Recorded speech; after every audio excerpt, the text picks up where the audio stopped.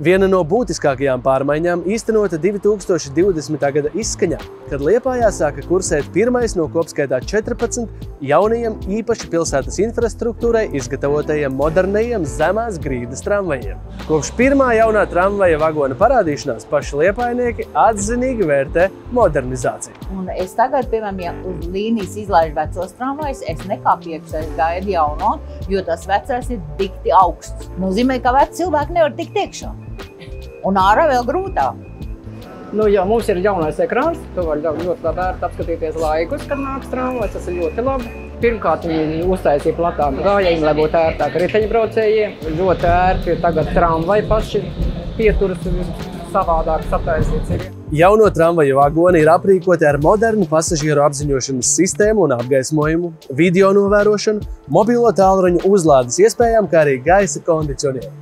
Turklāt jaunie tramvaji ir ērti pieejami arī cilvēkiem ar kustību traucējumiem un māmiņām ar bērnu ratiņiem, uzlabojot sabiedriskā transporta pieejamību visiem iedzīvotājiem. No 2007. līdz 2013. gadam tika iesākti tramvaju sliežu ceļa rekonstrukcijas darbi, lai nodrošinātu kvalitatīvu, ērtu un drošu pasažieru pārvadāšanu Liepājas pilsētā. 2013. gadā tika atklāts jauns tramvaja līnijas atzars gandrīz 4 km garumā līdz Ezerkrasta dzīvojamajam masīvam. Pēc aka projekta gaitā arī uzbūvētas jaunas un pārbūvētas jau esošās pieturvietas. Pieturvietā Rožu laukums izvietots pirmais elektroniskais informācijas displejs, kurā iespējams sekot līdzi tramvaju pienākšanas laikiem un to kustībai reāla laikā. Tāpat ar Eiropas Savienības fondu atbalstu ir veikti tramvaju sliežu un blakus esošo ielu remonti, ieskaitot arī lielās ielas pārbūvi pilsētas centrā un tramvaja tilta rekonstrukciju pār Tirdzniecības kanālu.